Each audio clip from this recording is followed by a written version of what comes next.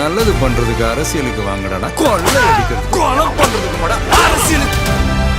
இந்த எஸ்சி பசங்க தான் இந்த நாட்டையே கெடுத்துறானுவா. எஸ்சி பசங்க தான் அந்த நாட்டையே கெடுத்து குட்டி சோறு ஆகிட்டானுவா. இவங்க வந்து திபுன்னு போய் எல்லாத்தையும் ஓட்டையும் போட்டானுவா. எல்லாரும் போட்டாங்க. பெருவாரியான வாக்குகள் விஜய் வெற்றி பெற்றதுல எஸ்சி வாக்குகள்.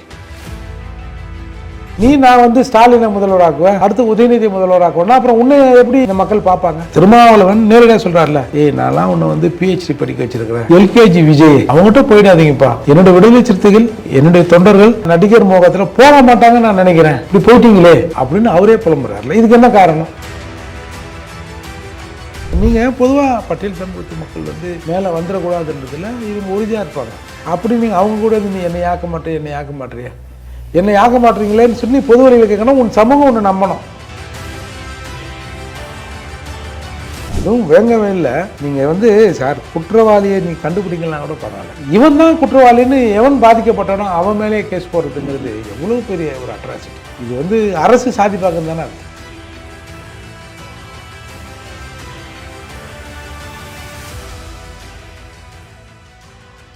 காட்டுமன்னார் கோயிலில் அவர் நிற்கிற மாதிரி தானே இருந்தது. அப்பவே எதிர்ப்பு வந்து இல்லை திமுகவில் இருந்து. சொந்த கட்சியில் நான் 25 வருஷமாக சட்டமன்ற தேர்தலில் நின்று சட்டப்பேரவைக்கு வரணும்னு நான் நினைக்கிறேன், என்னால் முடியலன்றாரு. அப்போது ஏன் உன் கட்சியிலே உன்னால் முடியல? அப்போது உன் கட்சியாக இருந்தாலும் அதை முடிவு பண்ண வேண்டியது நீ இருக்கிற ஆண்டை. சார் இப்படி பேசுவோம் சார்.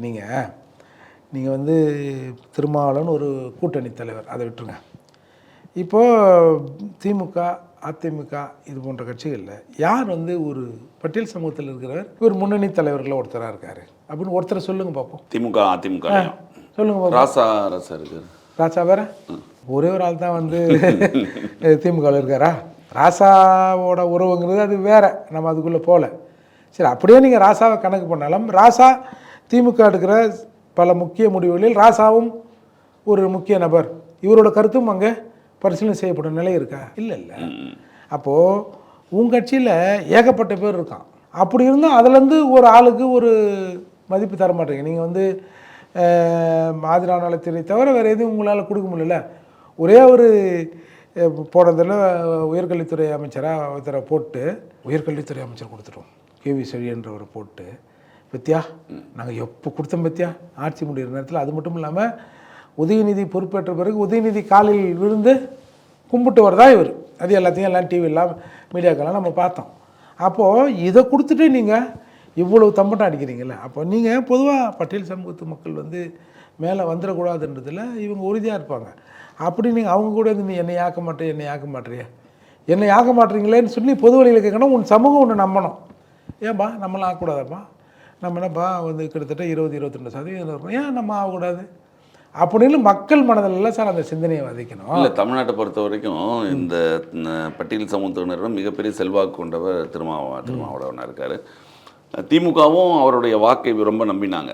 ஆனால் இந்த முறை அந்த வாக்கு அவங்களுக்கு விழுகலை அப்படிங்கிறது என்ன அப்படின்ற காரணம் ஒன்று தெரியல சார். நீங்கள் இந்த 5 வருடத்தில் ஏகப்பட்ட அட்ராசிட்டி இந்த பட்டியல் சமூக மக்கள் மீதான ஏகப்பட்ட அட்ராசிட்டி, வேங்கையில் பிரச்சனைலாம் இம்பாக்ட் ஆகிருக்கும் நினைக்கிறீங்க? நிச்சயமாக. அதுவும் வேங்கவே இல்லை. நீங்கள் வந்து சார் குற்றவாளியை நீ கண்டுபிடிக்கலாம் கூட பரவாயில்ல சார், இவன் தான் குற்றவாளின்னு எவன் பாதிக்கப்பட்டானோ அவன் மேலே கேஸ் போடுறதுங்கிறது எவ்வளோ பெரிய ஒரு அட்ராசிட்டி. இது வந்து அரசு சாதிப்பாக்கம் தானே அர்த்தம். SC/ST பிரிவில் அந்த வழக்கு போட்டுட்டு அந்த வழக்கை நீ வந்து சாதாரண சட்டப்பிரிவுகளில் வழக்காக மாற்றுற. உன்னோட சட்ட அமைச்சர் அங்கே போய் சொல்கிறாரு, இந்த ஊரில் கேஸ்ட் டிஸ்கிரிமினேஷனே இல்லை, சாதிய பாகுபாடு அந்த ஊரில் இல்லைன்னு சொல்கிறாரு. இதை விட கேவலம் என்ன இருக்குது? ஒரு சட்டத்துறை அமைச்சர் சொல்லிட்டாரு, ஒரு இன்ஸ்பெக்டர் எப்படி அதை வந்து சார்ஜ் ஷீட் போட்டு அதை ஃபாலோ பண்ணுவார், எப்படி ப்ரொசீட் பண்ணுவார்? அமைச்சரே சொல்கிறாரு சாதி இங்கே இல்லைன்னு, அப்புறம் சாதி இருக்குதுன்னு நம்ம எப்படியா போடுறது? இந்த நிலை வருமா வராதா? அதால் இது ஒரு மிகப்பெரிய சிக்கல் தான். அதால் இவங்க இருக்கிற வரை இதுக்கான வாய்ப்பே இங்கே இல்லை சார். ஒரு தனி சக்தியாக இவங்க வரணும். நீ தான் சொல்கிறல்ல, நான் அம்பேத்கர் ஆட்சி அமைப்போம் அப்படின்னு மக்கள்லாம் சொல்லி திருமாவளவன் ஆக்குவோன்னு நினைக்கிறான். நான் வந்து ஸ்டாலினை முதல்வராக்குவேன், அடுத்து உதயநிதி முதல்வராக்குவேன்னா அப்புறம் உன்னை எப்படி இந்த மக்கள் பார்ப்பாங்க? இன்றைக்கு திருமாவளவன் நேரடியாக சொல்கிறார்ல, நான்லாம் உன்னை வந்து PhD படிக்க வச்சுருக்கிறேன், LKG விஜய் அவங்ககிட்ட போயிடாதீங்கப்பா, என்னுடைய விடுதலை சிறுத்தைகள் என்னுடைய தொண்டர்கள் நடிகர் மோகத்தில் போக மாட்டாங்கன்னு நான் நினைக்கிறேன், இப்படி போயிட்டீங்களே அப்படின்னு அவரே புலம்புறாருல. இதுக்கு என்ன காரணம்? இப்போ விஜய் வந்து திருமாவளவனை விட மிகப்பெரிய அறிவாளி, இல்லை திருமாவளவனை விட கொஞ்சம் தெரிஞ்சோ தெரியாமலோ இந்த சமூகத்தில் பிறந்தவர், இந்த பற்றுள்ளவர் அப்படின்னு சொல்ல முடியுமா? ஏன் போகிறான்? நீ சரியில்லை. சரி, புதுசாக ஒரு ஆள் வந்தார்னா அந்த ஆள் ஏதாவது செய்கிறாரா பார்ப்போம். இந்த வாக்குகள் அதிகமாக விஜய்க்கு போனது அப்படின்றது தான் வெளியில் செய்தி. சார், இன்றைக்கி வெளியில் பல பேர் என்ன தெரியுமா சொல்கிறான்? இந்த எஸ்சி பசங்க தான் இந்த நாட்டையே கெடுத்துட்டானுவான், எஸ்சி பசங்க தான் அந்த நாட்டையே கெடுத்து குட்டி சவர் ஆக்கிட்டானுவான், இவனுங்க வந்து திப்பு திப்புன்னு போய் எல்லாத்தையும் ஓட்டையும் போட்டானுவான்.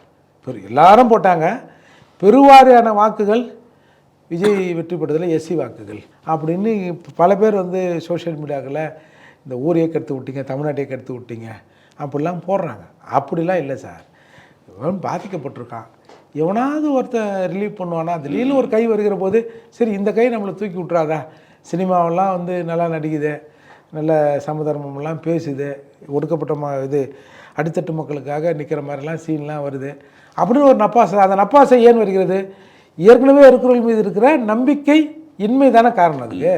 அப்போ நம்ம இந்த மாதிரியே செஞ்சுட்டு சார் திமுகவை நான் பாதுகாக்க எத்தனை ஆயிரம் உயிர்களை வேணாலும் பலி கொடுக்க தயார் அப்படின்னு நீ சொன்ன பிறகு இந்த ஆள் கூட இருந்தால் எத்தனை திமுகவுக்கு பலி கொடுத்துருவோம் பொழுது அப்படின்னு நினைக்க மாட்டாங்களா? திமுக எதிர்த்து போராட்டங்கள்லாம் நடத்தியிருக்கோம் அப்படின்னு சொல்கிறாங்க. என்ன தீர்வு?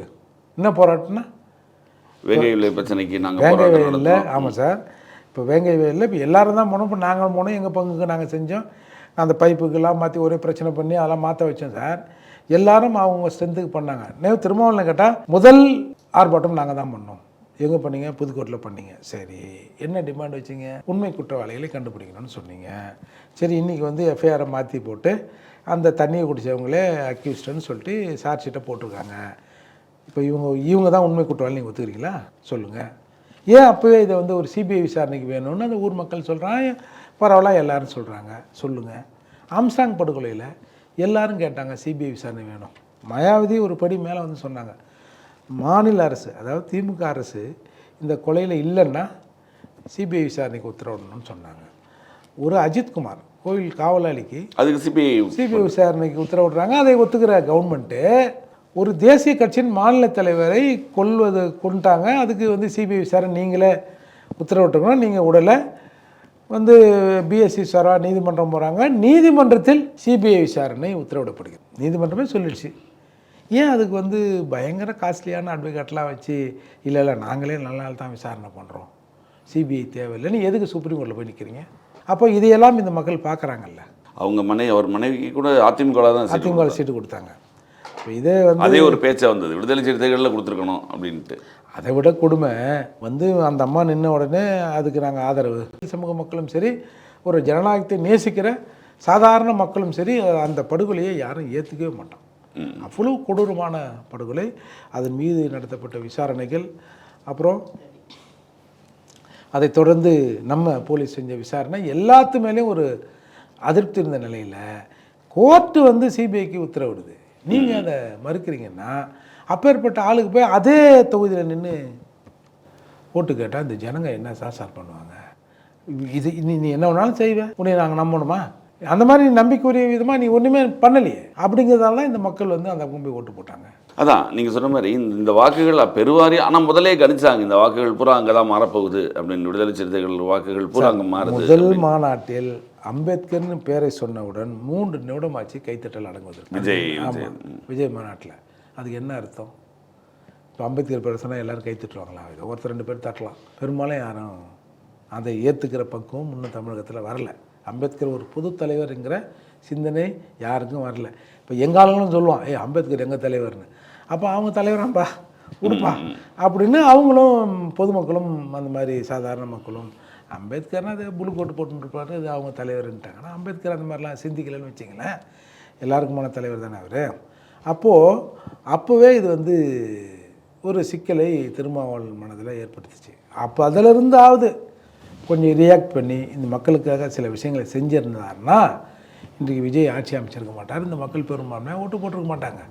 அப்போ தப்பெல்லாம் நம்ம பண்ணிவிட்டு அவன் போயிட்டான்னா அவன் போக தான் செய்வான்.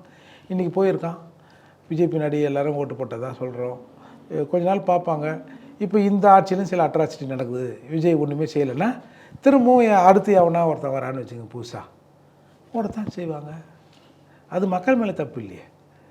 நம்ம மேலே ஒரு மாற்றம் வேணும் அப்படின்னு எதிர்பார்த்த நேரத்தில் ஒருத்தர் வந்திருக்காரு. சார் நான் வந்து தொடர்ந்து அழுத்தத்தில் இருக்கேன், நான் விடுதலை வேண்டேன், எனக்கு ஏதாவது எங்கேயாவது ஒரு ஒளிக்காட்டு தெரிஞ்சா சரி இவராவது நம்ம வாழ்க்கையில் வெளிச்சத்தை ஏற்றிடுவான் அப்படின்னு போகிறது இயல்பு தானே.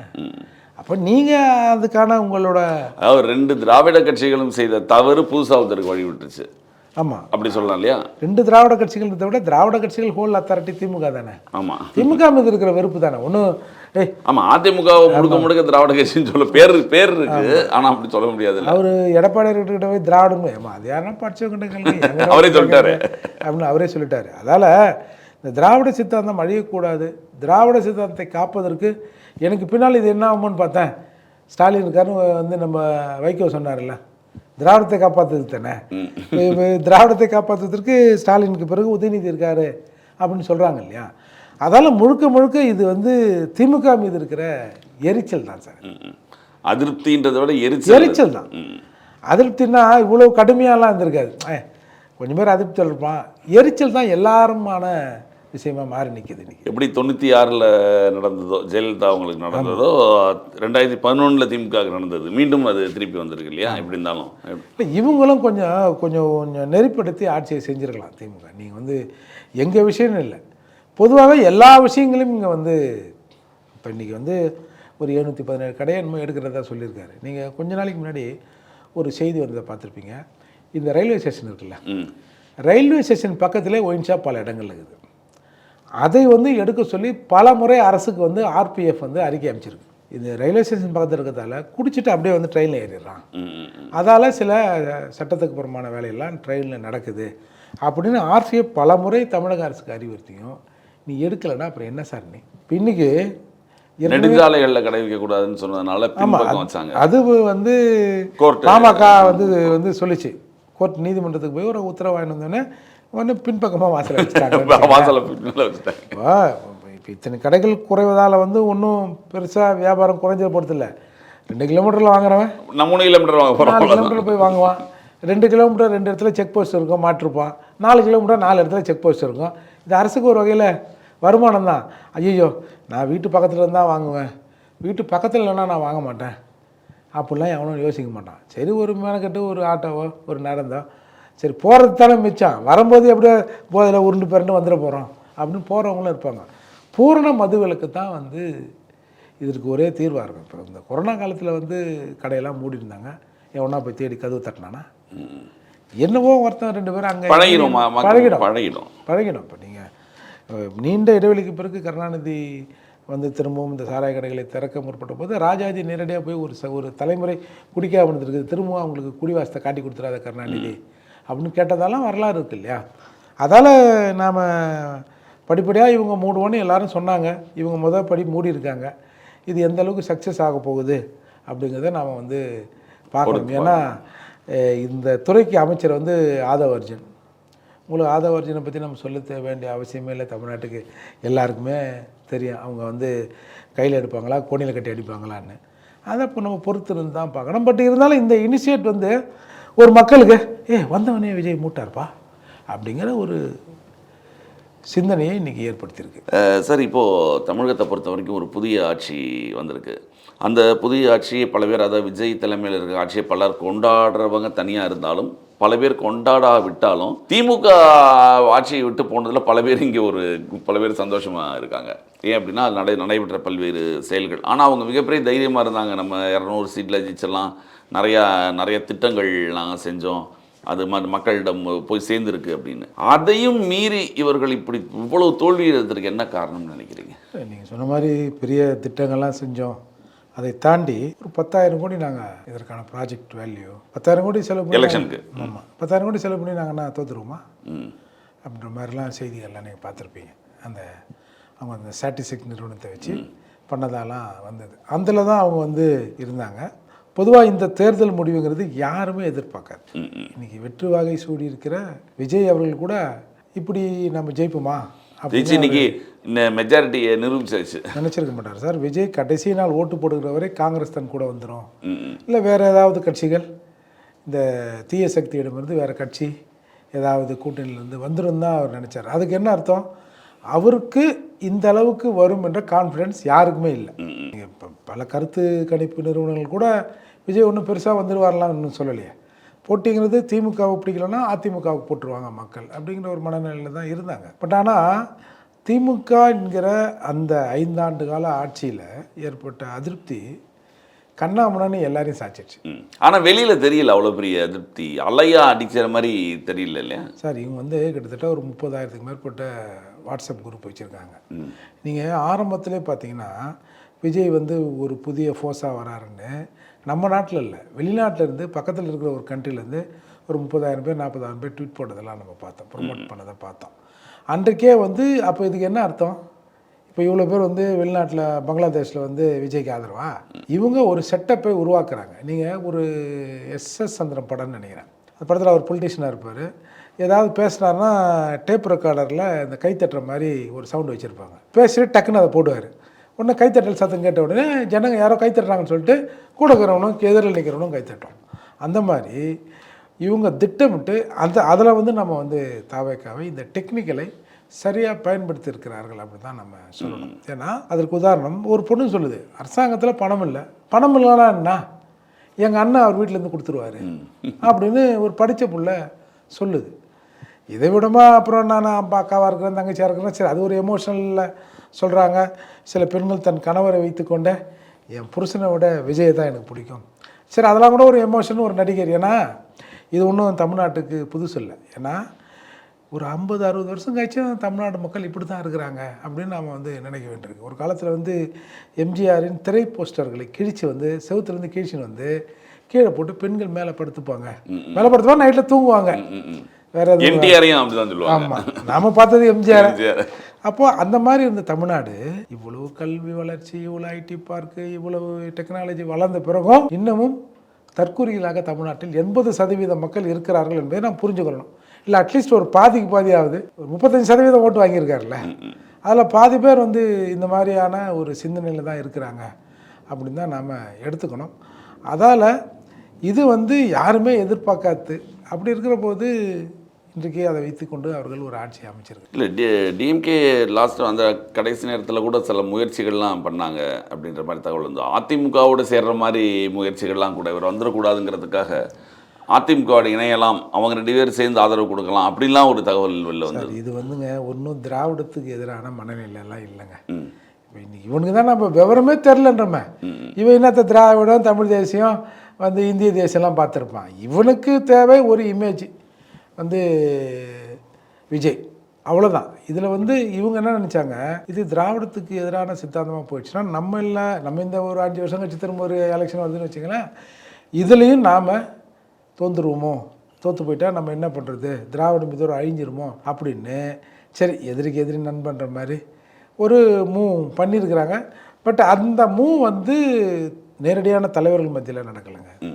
அது வந்து இப்போது திமுகவுக்கு கொஞ்சம் வெல்விஷர் இருப்பாங்கள்ல, அதிமுக கொஞ்சம் வெல்விஷர் இருப்பாங்க. வெல்விஷர்னால் அவங்க சொல்கிறது அதிமுகவில் நடக்கும். ஏங்க அதை கொஞ்சம் பாருங்கள், அது என்னென்னு செய்யுங்க, போங்க வாங்கன்னா செய்வாங்க. அதே மாதிரி திமுகவில் அந்த நபர்கள் கூடி பேசுன்னு தானே தவிர நேரடியாக எடப்பாடியாரோ அல்லது திமுக தரப்பிலிருந்து அதன் தலைவரோ யாரும் இதில் நேரடியாக பேச்சுவார்த்தையில் ஈடுபடல. ஆனால் அந்த மாதிரி ஒரு மூவில் போனாங்க. அதற்கு முதல்ல அப்ஜெக்ஷன் தெரிவித்தது எடப்பாடி தான். இப்போ எல்லோரும் சொல்கிறாங்க அது ஒத்துக்கலாமான்னு கேட்டாருன்னா அதெல்லாம் சரியில்லை. எடப்பாடியார் தான் இது செட் ஆகாதுன்னு சொன்னவர்.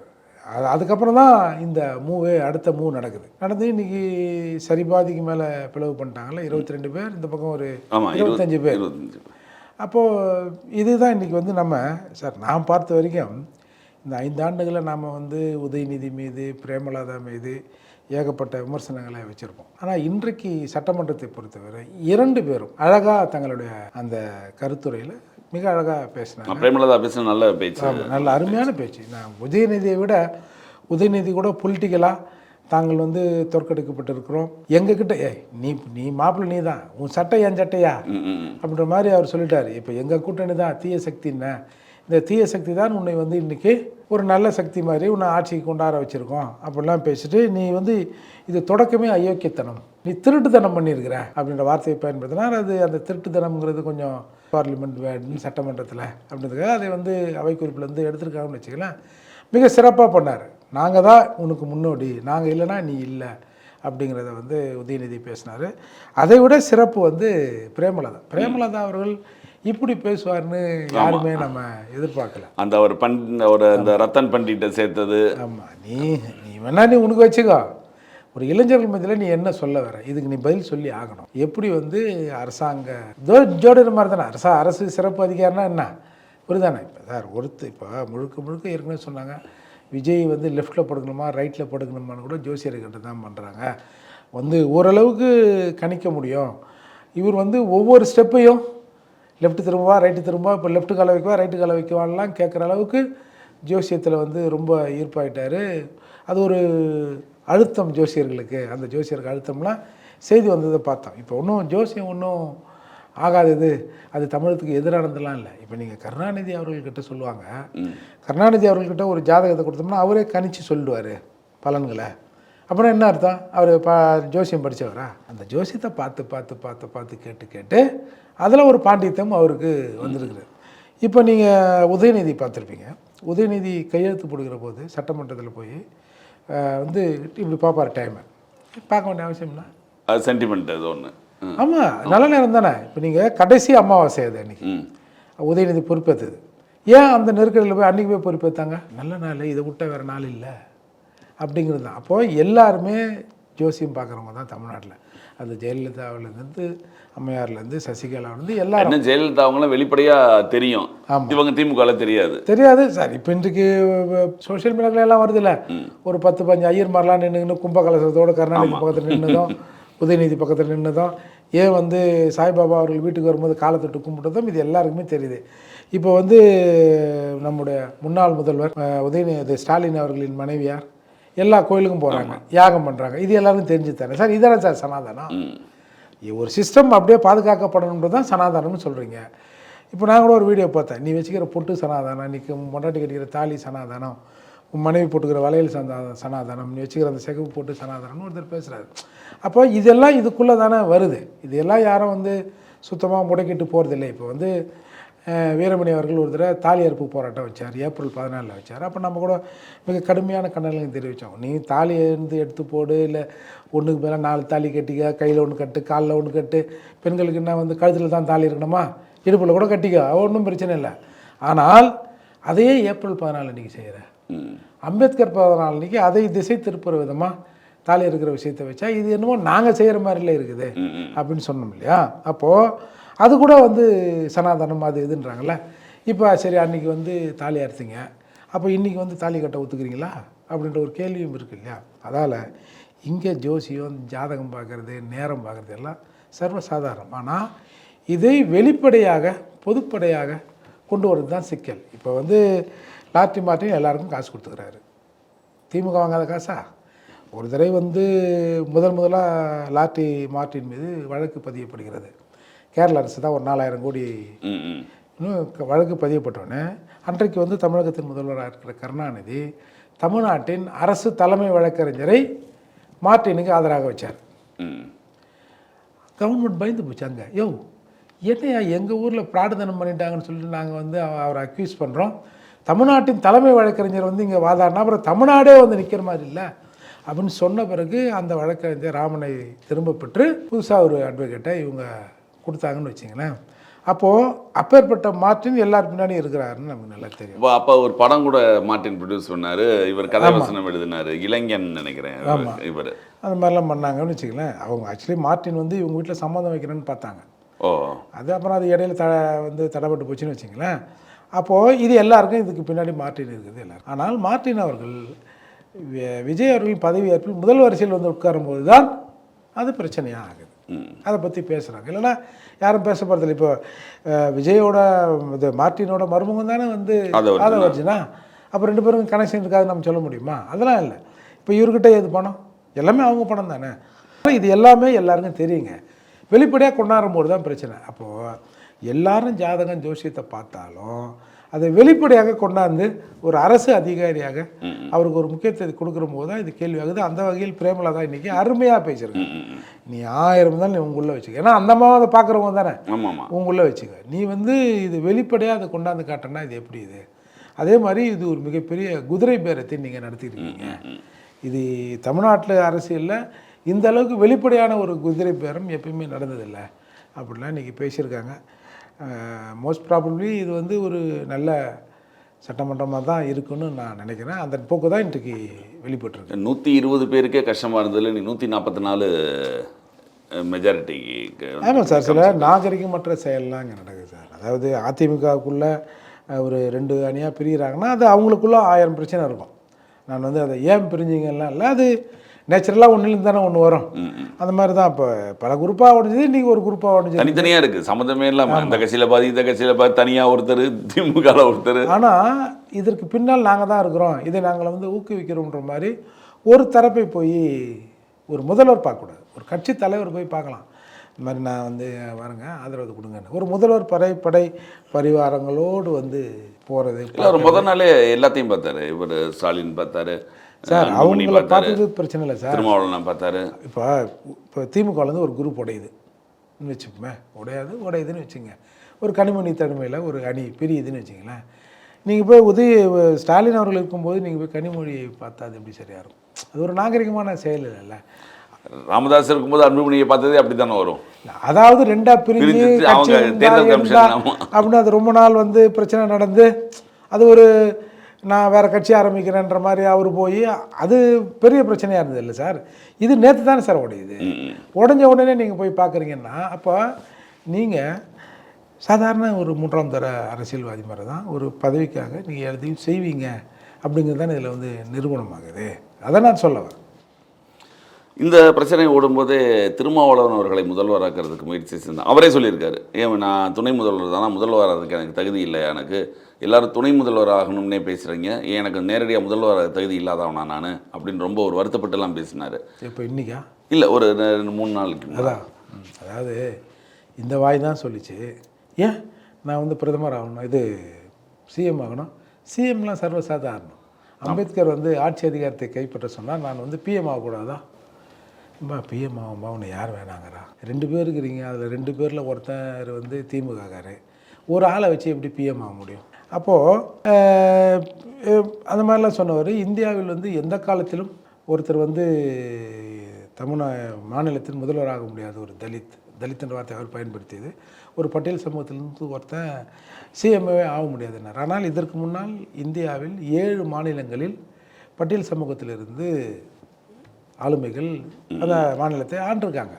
அப்போ அதையெல்லாம் அவர் வந்து மறந்துட்டு இப்படி சொல்லியிருந்தவர். இன்றைக்கு அவர் ரொம்ப ஒரு இயலாமையில் தானே சொன்னார், இங்கே ஆக்க விட மாட்டேன்றாங்க அப்படி. சார், ஏற்கனவே இந்தியாவில் ஆகியிருக்கான்ல. இல்லை, இந்தியாவில் தமிழ்நாட்டில் சொல்கிறேன், தமிழ்நாட்டில் யாரையும் ஆக விட மாட்டேங்கிறாங்க. யார் ஆக விடல? எந்த கட்சிகளும் சரி, எல்லா எந்த கட்சிகளுமே இங்கே இருக்கிற சித்தாந்தம் எந்த சித்தாந்தம்? நீங்கள் அப்படி சொல்லுங்கள். இங்கே இருக்கிற சித்தாந்தம் எந்த சித்தாந்தம்? திராவிட சித்தாந்தம். அந்த திராவிட சித்தாந்தம் எங்களை ஆள விட மாட்டேங்குது, இல்லை நாங்கள் ஒருத்தர் மேலே வர்றதுக்கு எங்களை அனுமதிக்க மாட்டேங்குதுன்னு சொல்லணும். இப்போ மற்ற மாநிலங்களில் ஆண்டு இருக்கிறார்கள் அப்படின்னு சொன்னால் அங்கே திராவிட சித்தாந்தம் இல்லை. திராவிட சித்தாந்தம்னா யாரை இவங்க உருவப்படுத்துகிறாங்க? பெரியாரை உருவப்படுத்துகிறாங்க. வேறு எந்த மாநிலத்திலும் பெரியார் சிந்தனைகள் இல்லை. அதால் ஒரு பட்டியல் சமூகத்தில் இருக்கிற கீழே இருக்கிறவங்க மேலே வர முடியுது. இங்கே பெரியார் சிந்தனை இருக்கிறதால கீழே இருக்கிறவங்க மேலே வர முடியல. அப்போது பெரியார் சிந்தனைங்கிறது எஸ்சிக்கு எதிரான சிந்தனை அப்படி சொல்லலாமா? இல்லை, அவங்க தானே சொல்கிறாங்க பெரியார் சிந்தனையை பற்றி. அவங்க என்ன சொல்கிறாங்கன்னா, இங்கே இருக்கிறவங்க எல்லாமே வேட்டி அதாவது உடுப்பு போட்டதே பெரியார் சிந்தனையினால தான் இங்கே இருக்கிறவங்க. அதுக்கு முன்னாடி மூக்கால் சாப்பிட்டு இருந்தாங்க, பெரியார் வந்த பிறகு தானே வாயால் சாப்பிட்றாங்க. நான் பல இடத்துல சொல்லியிருக்கேன், இந்த திராவிடம் வருவதற்கு முன்னால் இன்றைக்கு தமிழகத்தில் இருக்கிற பல்வேறு கல்லூரிகள் பள்ளிகள் இங்கே வந்திருக்கு. கிட்டத்தட்ட 150 ஆண்டுகளுக்கு முன்னால் இங்கே பள்ளிக்கூடங்கள் தொடங்கப்பட்டது. அதால் கல்விக்கும் இவங்களுக்கும் வேட்டிக்கும் சட்டைக்கும் இப்போ எங்கள் ரெட்டமலை சீனிவாசன் கோட் ஷர்ட் போட்டுங்கிறாரு, அந்த காலத்தில் டை கட்டுறாரு. இதெல்லாம் வந்து பெரியார் தான் போட்டு கொடுத்தாரு அவருக்கு. ரெட்டமலை பெரியாரை விட ரெட்டமலையார் சீனியரு. மதுரை பிள்ளை பெரும்பாலுமான அந்த பட்டியல் சமூக தலைவர் அந்த காலத்தில் கோட் ஷர்ட் போட்டுருந்தான். நாங்கள் இன்றைக்கி கைட்டு இருக்கணும்னா அதை கைட்டு நீ தான் நாங்கள் சொல்லலாமா? உன் திமிரு கோட் ஷர்ட் போடுவியா, அதனால தான் நீங்கள் வந்து எங்கள் கோட்டையெல்லாம் நீங்கள் கழட்டினீங்க அப்படின்றதுக்காக திருமாவளவன் எங்கள் கோட்டை காட்டினவங்களுக்கு நான் கோட்டை போட்டு விட்றேன் அப்படின்னு ஒரு பேரணி வச்சாருன்னு கூட நான் சொல்லட்டுமா? அப்போ ஏன் அந்த தேவை ஏற்பட்டது? நீங்கள் பழைய காலத்து தலைவர் எல்லாரையும் பாருங்கள் சார், எல்லாருமே கோட் சூட்டோட தலைப்பாயாக கூட இருப்பாங்க. ஏன் அப்புறம் இந்த நிலை மாறிச்சு? இப்போ நாங்கள் வந்து ஆளுக்கு ஒரு 2000 3000 கொடுத்து இப்போ கோட்டு போட்டுவாங்கப்பா ஒரு பேரணி வைக்கணும் இந்த நிலைக்கு ஏன் இந்த மக்கள் தள்ளப்பட்டார்கள்? இந்த மக்களின் ட்ரெஸ் கோடு நாங்கள் இப்போ வழியை கொண்டு போய் கையில் கொடுக்குற மாதிரி இருக்குல்ல. ஏன் அது காரணம் நீங்கள் தான் சொல்லலாமா? அப்போது இந்தியாவில் அதை எடுத்து தானே திருமாவளவன் போராடுங்கிறார் விடுதலை சிறுத்தைகள் அதற்காக தானே போராடுது, சமூக நீதிக்காக தானே போராடுறோன்றாங்க. சார் இது எப்படி சார் ஒருத்தன் நம்மளை கொலை பண்ணுறான், கொலை பண்ணுறவங்க கூட நின்று நான் வந்து கொலையாளிக்கு நீதி வாங்கி தருவேன்றது எப்படி சரியாக இருக்கும்? இப்போ ஆம்ஸ்டாங் படுகொலை நடந்தது. ஆம்ஸ்டாங் படுகொலையில் எவன் கொலை செய்தார்களோ அவர்கள் கூட நின்றுங்கன்னு இல்லை ஆம்ஸ்டாங் கொலைக்கு நீதி வேணும் அப்படின்னு கேட்டால் எப்படி சார் சிரிப்பாக இருக்காது? இது அந்த மாதிரி தான் சார் இது. அப்போது இங்கே அவர் இன்றைக்கி வந்து சொல்கிறாரு, நான் என்ன சொல்கிறேன், அந்த தகுதியை அந்த இடத்திற்கு நாம் போகணும் சார். நாம் வந்து 2 பேர் எம்எல்ஏ வச்சுருக்கோம். அதில் 2 ஒரு ஆள் வந்து நான் காங்கிரஸ்ல சீட்டு கிட்ட யார்ப்பா எனக்கு கட்டணும் கேட்குற அளவில் இருக்காரு. ஆமாம், அவருக்கு ஏதாவது ரொம்ப வயசானவர் பாவம், அவரால் நடக்கவே இளையபெருமாளோட பையன் ஜோதிமணி, அவரால் நடக்கவே முடியல. இன்னொருத்தர் ஒரே ஒரு வேட்பாளர் வேட்பாளராக ஜெயிச்சிருக்காரு, இன்றைக்கி எம்எல்ஏவாக இருக்கார். ஒரு எம்எல்ஏ வச்சுக்கின்னு ஆமாம் ஒரு எம்எல்ஏ வச்சுக்கின்னு ஏன் எனக்கு தகுதி இல்லையானா இந்த நீ எப்போ கட்டுறோம்? இப்போ கூட ஒன்றும் இல்லை, ஒரு 44 ரிசர்வ் தொகையில் நின்று ஒரு 30-40 பேர் வென்று வருவோம், வந்த பிறகு ஏவன் நம்ம இல்லாமல் ஆட்சி அமைச்சிருவோம் பார்த்துருவோம். அந்த நிலைக்கு இல்லை நம்ம வரணும். ரிசர்வ் தொகுதியே தேவை. ரிசர்வ் தொகுதி நான் பொது தொகுதியில் எங்களுக்கு நிப்பாட்டணும். பொது தொகுதி தான் இந்த பொது மனப்பான்மை இங்கே இல்லைன்ட்டேன். இங்கே தமிழகத்தில் பொதுவாக இருக்கிற மக்கள் ஒரு பட்டியல் சமூகத்தில் இருக்கிறவன் ஒருத்தரை முதல்வராக யாரும் ஒத்துக்கலை அப்படின்னு நீ சொல்கிறல்ல, அப்போ ரிசர்வ் தொகுதின்னு ஒரு வாய்ப்பு இருக்குல்ல. ரிசர்வ் தொகுதியில் வந்து போய் பொதுவானவர்கள் யாரும் நிற்க முடியாதுல்ல. பொதுவானவர்கள் எங்கே வேணாலும் நிற்கலாம், ரிசர்வ் தொகுதியில் பட்டியல் சமூகத்துக்காரன் தான் நிற்க முடியும். நீங்கள் ஒரு 44 இடத்துல நிப்பாட்டுங்க, ஒரு 40 இடம் ஜெயிங்க, அப்புறம் பாருங்களேன் உங்களை கேட்காம எவன் ஆட்சி அமைக்கிறான்னு. அப்போ நீங்கள் டிமாண்ட் பண்ணுங்கள், நான் வந்து துணை முதலமைச்சர், இல்லை நான் 2 வருஷம் நீ 2 வருஷம் அப்படின்னு சொல்லுங்கள். இல்லை அந்த சீட்டு ஒதுக்குறதுலே தான் பிரச்சனைங்கிறாரு. இங்கே சீட்டு இப்போ 8 சீட்டு, இப்போ 8க்கே இவ்வளோ பிரச்சனையாச்சு சார். நீ ஏன் சார் நீ இன்னொருத்தங்கிட்ட போய் கேட்குற? அதாவது அடிமையின் விடுதலையை ஆண்டைகள் தீர்மானித்து தான் வரலாற்றில் எங்கேயுமே இல்லை. ஒரு ஆண்டை நம்மக்கிட்ட இருக்கிற அடிமை கொஞ்சம் விடுதலை ஆகட்டும் அப்போல்லாம் எவனும் பார்க்க மாட்டான் சார். ஒரு உதாரணம் சொல்கிறேன். நீங்கள் பல இடங்களில் இந்த உள்ளாட்சி தேர்தல் வருதில்ல, ஊராட்சி மன்ற தலைவர் அதெல்லாம் வரும்போது அது வந்து பொது ஊராட்சியாக இருந்திருக்கும் சார். ஒருத்தர் யாரோ ஒருத்தர் இருந்திருப்பார். ஈவன் இப்போ இந்த வெற்றிமாறன் ஒருத்தர் வந்து இங்கே முதல்வர் வீட்டு முன்னாடி ஸ்டாலின் அவர்கள் வீட்டு முன்னாடி தீக்குளிச்சு செத்தார் தெரியுங்களா, அவர் பிரச்சனையே பேசுவோமே. அது வந்து ஒரு கம்யூனிஸ்டுக்காரர் தான் அங்கே வந்து தலைவராக இருக்கிறாரு. அது வந்து தனித்தொகுதியாக மாறுது. அந்த ஊராட்சி தனித்தொகுதியாக மாறின உடனே வெற்றிமாறன் அதுக்கு போட்டி போடுறாரு. அவரும் அவங்க மனைவி சௌரியம்மாலும் போட்டி போடுறாங்க. அந்த ஏற்கனவே இருந்த ஊராட்சி மன்ற தலைவர் என்ன நினைக்கிறாரு, பாலகிருஷ்ணன் நினைக்கிறார். அவர் என்ன நினைக்கிறாரு, இவன் நின்று ஜெயிக்கிறதா, நம்ம வீட்டில் ஒருத்தர் வேலை செய்கிறான்ல அவனை நிப்பாட்டுவோம், அவனை நிப்பாட்டோம்னா அவன் நம்ம கைக்குள்ளே இருப்பான். மிச்சம் ஏற்கனவே நம்ம 5 வருடங்கள் எப்படி ஆட்சி பண்ணமோ எப்படி நிர்வாகம் பண்ணமோ அதே மாதிரி பண்ணிக்கலாம் அப்படின்னு அவர் நினச்சி அந்த இஷ்யூவில் தான் இவனோட மனு ரிஜெக்ட் பண்ணப்பட்டு அவர் வந்து சிஎம் வீட்டில் வந்து டர்பன் டைன் ஊற்றி கொடுத்து இறந்தே போனார். இந்த அரசு அதுக்கு ஒரே ஒரு சிறு கருணை கூட அந்த இறப்பின் மீது அவர் காட்டலை. அவர் வீட்டில் படித்தவங்களாம் இருந்தாங்க, அவங்களுக்கு ஒரு வேலை போய் எதுவும் தரல. இன்னமும் அந்த குஷ்டம் அந்த குடும்பம் கஷ்டப்பட்டு இருக்குன்னு வச்சிங்களேன். அப்போது ஒரு ஆண்டை சரி நம்ம வந்து இவ்வளோ நாள் இருந்துட்டோம், 5 வருஷம், அதுக்கு முன்னாடி ஒரு 5 வருஷம் வேறு யாராவது ஒருத்தர் இருந்தாங்க வந்து நிர்வாகத்தை நாம் கையாண்டோம். இப்போ சட்டப்படி அது வந்து ஒரு பட்டியல் சமூகத்துக்காரங்கிட்ட போகுது. எவனாவது ஒருத்தன் நிற்கட்டுமாப்பா, அவனும் ரொம்ப நாளாக வந்து ஏங்குறானுல்ல, பதவிக்கு வரணும், நாம் அதிகாரத்துக்கு வரணும்னு சொல்கிறாங்கல்ல. இல்லை எல்லாருக்கும் அதிகாரத்தை பரவலாக்கத்தானே ஜனநாயகம், இருந்துட்டு போட்டுமே ஏன் விட மாட்டுறாங்க? அப்போது ஒரு ஆண்டை எப்படி ஒரு அடிமைக்கு வந்து விடுதலை கொடுப்பான்? ஒரு அடிமைப்பட்டு இருக்கிற சமூகம் அதுலேருந்து காலையிலேருந்து ஒருத்தன் வரட்டுமாப்பா, அவங்க ஊரும் கொஞ்சம் டெவலப் ஆகணுமான்னு எப்படி ஒத்துப்பாங்க? அப்போது நீ இந்த மாதிரி ஆண்டை கட்சிகளான திமுக கிட்ட இருந்துங்கண்ணே நீ வந்து இல்லை நீங்கள் எங்களை ஆக்குனா அது எப்படி சாத்தியம்? அந்த கோரிக்கையே தப்பு. இப்போ அவர் சொல்கிறார்ல, எங்கள் மக்கள் ஊமை மக்கள், என்ன கோரிக்கை கூட வைக்க வேண்டும் என்று தெரியவில்லைன்றார். உனக்கே தெரியலையே இந்த கோரிக்கை போய் எங்கே வைக்கணும்னு தெரியாமல் திமுகவில் வைக்கிறேன். அப்போது இது சாத்தியமில்லாததை சாத்தியப்படாதவங்கள்ட்ட போய் இவர் கேட்குறாரு. இதுக்கு வேறு மாற்று வழிகள் தானே யோசிக்கணும். அது மட்டும் இல்லாமல் இப்போ இந்த டாக்கில் வந்து நம்ம இருக்கிறதே 2 என்னை வந்து நான் ஆகக்கூடாதா நீ 5 வருஷத்துக்கு முன்னாடி கேட்டிருக்கணும். அது ஒரு பெரிய தாக்கத்தை தமிழகத்தில் உண்டு பண்ணியிருக்கோம். அதற்கான வேலைகளையும் நம்ம செய்ய வேண்டிய நிலையில் இருப்போம். வந்து மறைந்த கன்சராம் சொல்லுவார், தமிழ்நாட்டில் இருக்கிற தலித் தலைவர்கள் திராவிட இயக்கங்கள் காலை நக்கி குடிக்கிறாங்க, பூட் லிக்கர்ஸ்ன்னு சொல்லுவார், காலை நக்கி குடிப்பவர்கள். அப்போ நக்கி குடிக்கிறவனை எப்படி சார் வந்து சிஎம்மாக உட்கார வச்சுட்டு ஐயா சொல்லுங்க ஐயான்னு இவங்க கேட்பாங்க. கண்டிப்பாக தற்கால அரசியல் நிகழ்வுகள் பற்றி எங்கள் விவாதத்திற்கு மிக்க நன்றி சார். நிகழ்ச்சியில் கலந்து கொடுத்த மேலான கருத்துக்களை தெரிவித்ததற்கு நன்றி சார்.